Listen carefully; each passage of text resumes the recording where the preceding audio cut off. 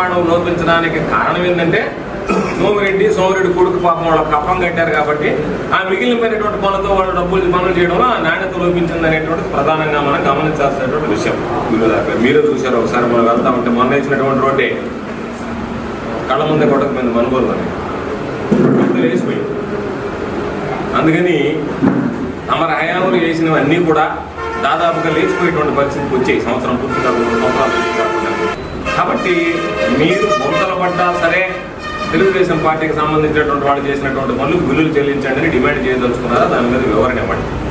మేము కాంట్రాక్టర్లను తప్పు పట్టడం లేదు, కాంట్రాక్టర్ నేను తప్పు లేదు పాపం. ఎందుకంటే ఆ తర్వాత ఆయన చెప్పాడు, నేను తెచ్చినటువంటి వాటికి గోవర్ధన్ రెడ్డి శిలాపాలకాలు వేసుకుంటున్నాడు. సోమిరెడ్డి మొహం చూడడానికి అసహించుకుని నేను సోమిరెడ్డి ఇచ్చినటువంటి వాటి మీద ఆయన చేసినటువంటి పనులకి శిలాపాలకాలు వేసుకునేటువంటి దౌర్భాగ్య స్థితిలో నేను లేను.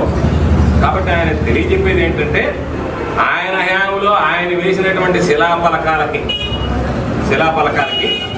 ఆయన శిలాపలకాలు వేసి వెళ్ళిపోతే వాటికి నేను రోడ్లు మంజూరు చేయించా, నేను రోడ్లు వేయించా, నా హయాంలో పనులు పూర్తి చేయించా. కావాలంటే నువ్వు రా, బహిరంగంగా ఎన్ని గ్రామాల్లో వెళ్దాం, నువ్వు వేసినటువంటి శిలాపలకానికి పక్కనే నేను రోడ్డు వేసిన. తమరు మాత్రం కాగితాలు చేతులు పెట్టి కమిషన్లు తనుకొని వెళ్ళిపోవడం తప్ప ఇంకో పనులు లేదు. ఇప్పుడు సోమిరెడ్డి ఆరాటం అంతా ఏంటి అంటే ఆ రోజు కొంతమంది పూర్తి స్థాయిలో కట్టారు కప్పలు, కొంతమంది పార్ట్లు కట్టుకుంటారు, పార్ట్ పేమెంట్ చేశారు అడ్వాన్స్, ఫైనల్ పేమెంట్ ఆగిపోయింది. ఇప్పుడు ఆ కలెక్షన్ ఆగిపోతుంది ఫైనల్ పేమెంట్లో వాళ్ళకి రికవర్ వచ్చేటప్పటికి. ఇతని బాధ అంతా కాంట్రాక్టర్ గురించి కాదు. కాబట్టి సోమిరెడ్డి మాటలలో నాకు సానుభూతుంది. అదేమంటే ఒకటి సెలవు ఇచ్చాడు, శిలాపలకాలు ధ్వంసం చేయండి అని. చెయ్యి, తమర హయాంలో తమకు ఇచ్చినటువంటి నిధులు ఇవ్వకుండా కాగితాలు చేతులు పెట్టి కమిషన్ దండుకొని వెళ్ళిపోయినటువంటి శిలాపలకాలని తమరే ధ్వంసం చేయాలి. ఎవరు చేస్తారు? నువ్వేమో కలెక్షన్ తీసుకుంటే వాడి చేతిలో కాగితం పెట్టి వాడేమో పాపం అల్లోరామాన్ని తిరుగుతుంది. ఇంకో మాట చెప్పాడు, మెటీరియల్ పేమెంట్లు అంట ఒకటి చేస్తే ఒకటి డబ్బులు ఇచ్చాడు. అంటే నువ్వు ఎవరి దగ్గర అయితే కమిషన్ మాట్లాడుకున్నావు వాడికి ఇవ్వాలి చెప్తాను.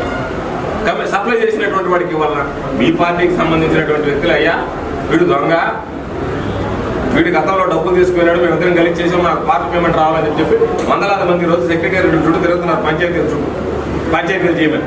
5 ఏళ్ళకి వస్తున్నారు అధికారులు. నువ్వు చెప్పిన వాడికి చెప్పుకోరు.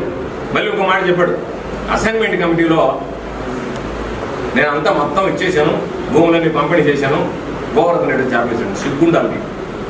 సిగ్గుండాలి. ఎప్పుడైనా ఈ జిల్లాలో అసైన్మెంట్ కమిటీ సమావేశానికి శాసనసభ్యులుగా ప్రజలు గెలిపించినటువంటి వాళ్ళని మమ్మల్ని పిలవకుండా దొంగతనంగా మీరందరూ కూర్చొని పేర్లు రాసుకొని ఎందుకు నిలదీస్తారని దొంగతనంగా పుస్తకంలో రాసుకొని ఆ పుస్తకాలు పంపించి మా దగ్గర సంతకాలు పెట్టమన్నారు. ఒకరు భూమి చేసుకుంటుంటే పాపం పేదవాడు భూమిని నీకు సంబంధించినటువంటి తెలుగుదేశం పార్టీ నాయకుడి పేరుతో నువ్వు పట్టా ఇప్పిస్తావా? శ్మశాన స్థలాలు ఉంటే ఆ శ్మశాన స్థలాలు కూడా ఒకటి ఆక్రమించుకుంటే వాటికి పట్టాలు ఇప్పిస్తావా? ఇటువంటి దౌర్భాగ్యం, ఇటువంటి దౌర్జన్యం ఎప్పుడైనా జరిగినటువంటి సందర్భాలు ఉన్నాయా అని చెప్పాడు వెంకయ్యనాయుడు గారు. కరెక్టే, వెంకయ్యనాయుడు గారు రూఅర్బన్ తెచ్చాడు.